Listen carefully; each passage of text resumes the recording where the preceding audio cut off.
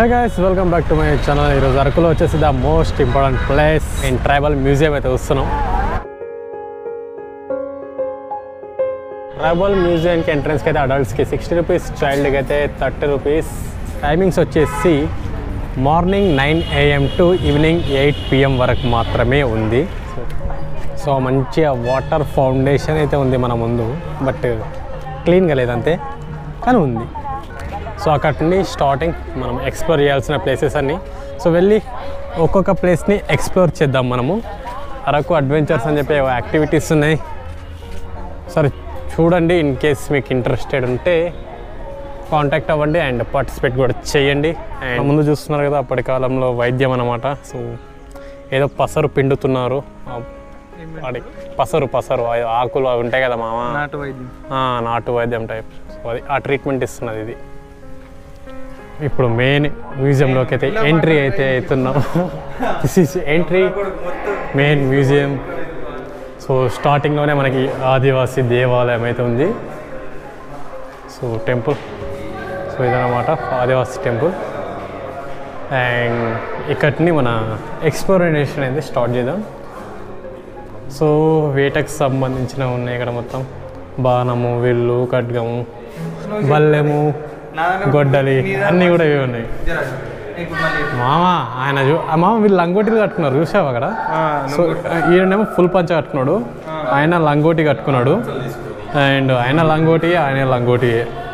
So వీళ్ళంతా వేటకు వెళ్ళారు అడవిలో. అంటే ఈ సీనరీ చూస్తే అడవిలో వేటకు వెళ్ళిన తోపులు వీళ్ళు. వాడికి ఎందుకు బట్టతల ఉంది? అప్పటి నుంచి బట్టతల స్టార్ట్ అయింది. నేను ఇప్పుడే అనుకున్నాను. సో అప్పటి నుండే అలా ఉంది.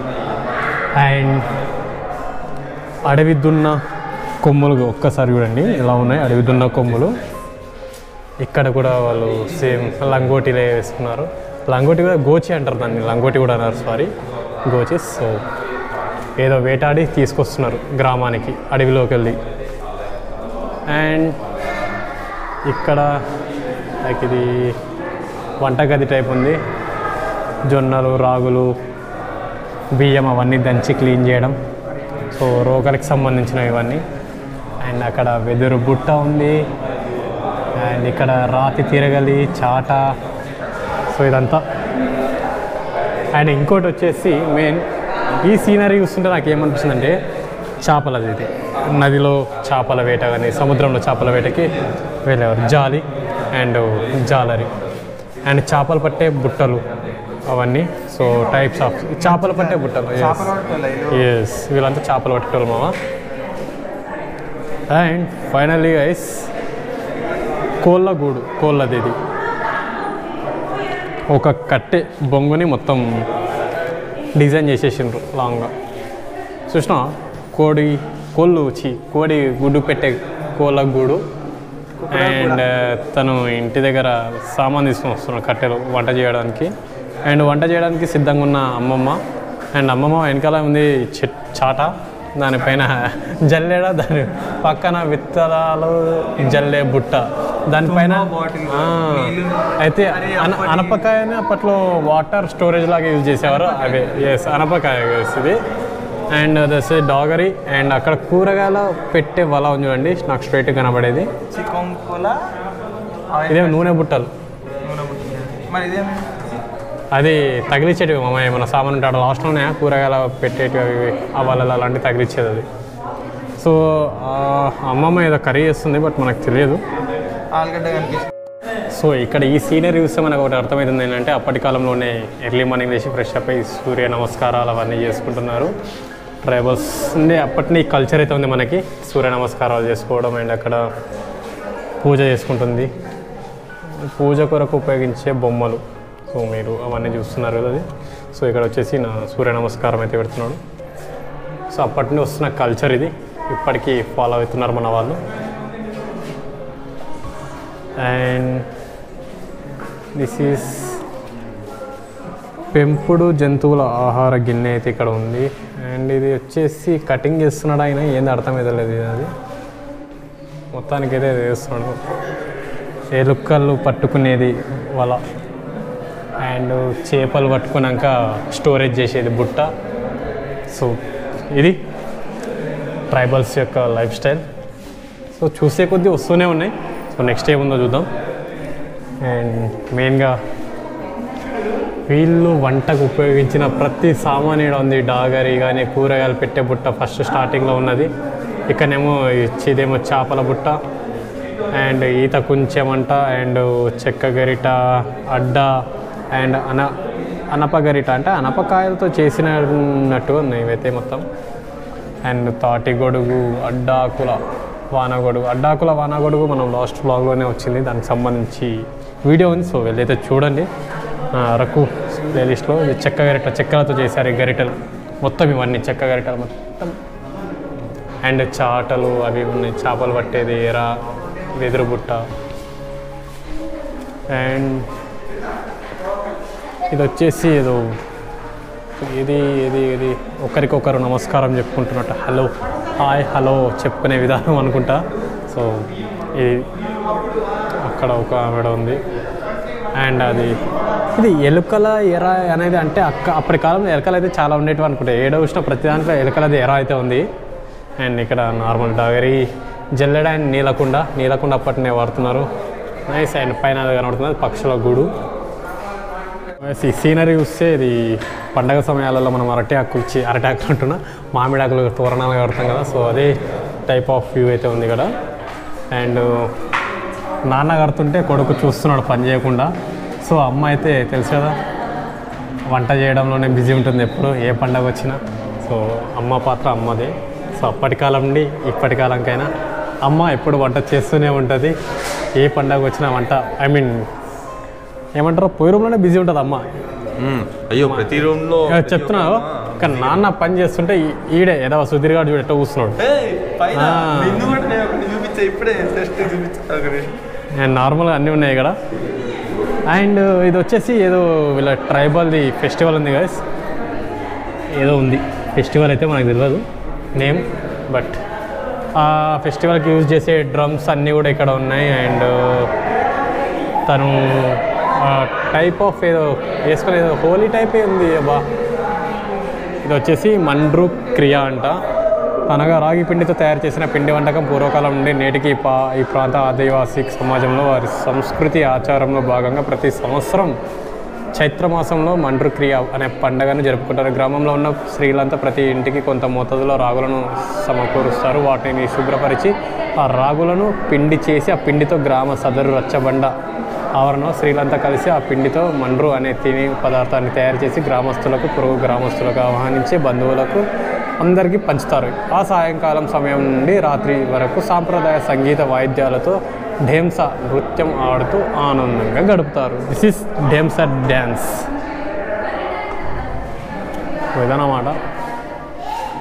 అండ్ ఇది వచ్చేసి భజనియా గైస్. ఇది వచ్చేసి ఈ ప్రాంత వాడుక భాషలో సాంప్రదాయ సంగీత వాయిద్యాలు వాయించేవాళ్ళు. సో వీళ్ళు చూస్తున్నారు కదా ఈ డ్రమ్స్ అన్నీ కూడా అవే. సో ఈ సాంప్రదాయ సంగీత వాయిద్య పరికరాలైన తుడుము, లీకడ, డప్పు, సన్నాయి, బాకా, వేణువు, జోడు, కొమ్ములను మొదలైన వాయిద్య పరికరాలు ఉంటాయి. ఈ సాంప్రదాయ సంగీత వాయిద్యాన్ని తరతరాలుగా వారి కళను కాపాడుకుంటూ గ్రామంలో జరిగే పండుగలకు, వేడుకలకు, శుభకార్యాలలో సంగీత వాయిద్యాలు వాయించడంలో అనుభవం ఉన్నవారు హాజరవుతారు. ఈ సంగీత వాయిద్యాలు ఆలపించేవారు వారి హృదయం పొంగే భావాలను సంగీత రూపంలో వాయిస్తూ తెలియజేయపరుస్తూ మర్ఫా ఇది ట్రైబల్స్ మర్ఫా.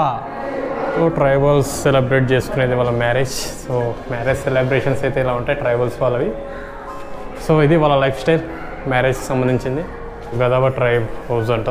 సో నులక మంచం వచ్చేసింది మన ముందు అని, దీన్నే నులక మంచం అని అంటారు. అండ్ వాళ్ళ లైఫ్ స్టైల్ చూడండి, వాళ్ళ ఇల్లు ఇది వాళ్ళ లైఫ్ స్టైల్ మొత్తం. ఇది వచ్చేసి భగత ట్రైబ్ హౌస్. సో వాళ్ళ లైఫ్ స్టైల్ అయితే ఇలా ఉంది. సో మొత్తం జస్ట్ లైఫ్ స్టైల్కి సంబంధించి ఉన్నాయి అంతే. ఇక్కడ ఎవ్రీ వీక్ ఫ్రైడేస్ అలా వన్ డే అయితే సంత జరుగుతుంటుంది కదా. సో అది ఒకేషన్. సో ఆ సంతలో దొరికేటివన్నీ ఇవన్నీ సామాన్. So every week one day అయితే వీళ్ళు మార్కెట్ ఇలా వచ్చి వాళ్ళకి కావాల్సినవన్నీ తీసుకెళ్తారు.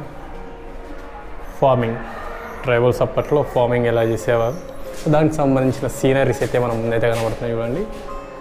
సో నాగలితో మన పెద్ద అన్న వెళ్తున్నాడు. అండ్ మెట్టు వ్యవసాయం చేస్తుంది. ఇది వీడు ట్రైబల్ జాతికి సంబంధించిన వాడు, కాకపోతే పొరపాటున దాని లోపలికి వెళ్ళి బయటకు వచ్చి ఇక్కడ తిరుగుతున్నాడు.